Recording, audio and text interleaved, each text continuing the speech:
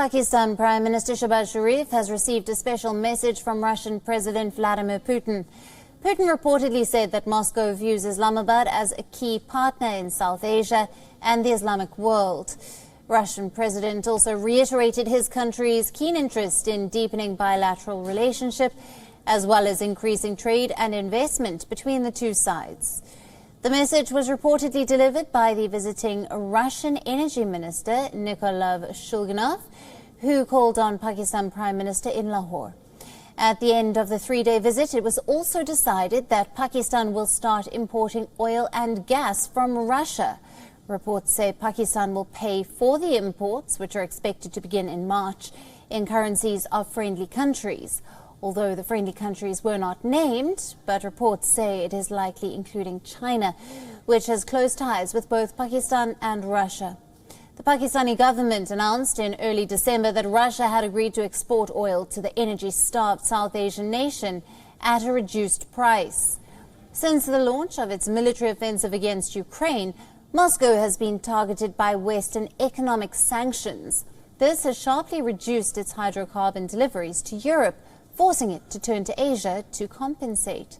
Now, Pakistan relies on most of its energy imports from friendly Gulf countries, but the South Asian nation has long been hit by energy shortages because of a combination of factors, including a poor economy, mismanagement, and a lack of storage facilities. A months-long financial crisis exacerbated problems for Islamabad, forcing it to reach out to the IMF. On the other hand, Russian crude oil has been subject to a European maritime embargo and a price cap since December, decided by the EU, the G7 and Australia. The two measures were intended to deprive Moscow of significant revenue. The response, Russia announced that it would ban sale of its oil to countries that comply with the price cap from the 1st of February.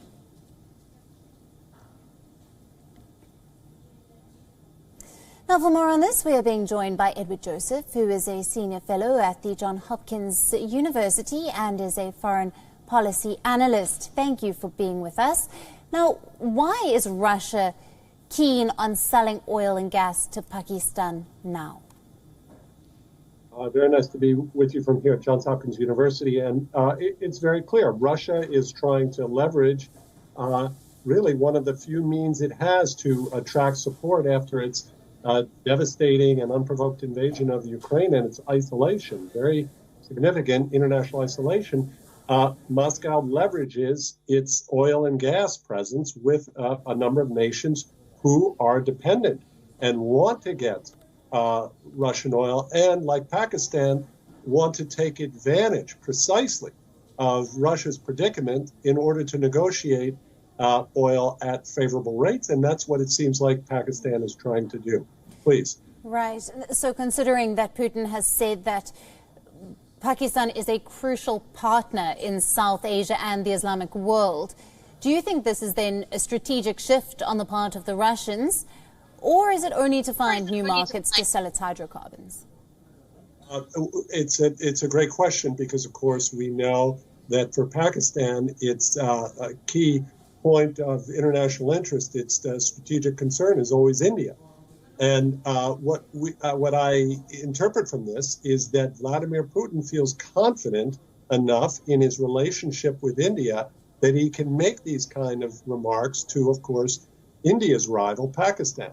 So it's clear Putin is trying to cultivate both. He wants both good relations with India and the support of India and Pakistan. And also, he knows that Indian Prime Minister Modi has been critical of Russia. And so this could also be, Modi has said that this is not an era for war. He publicly stated this at the event in Indonesia.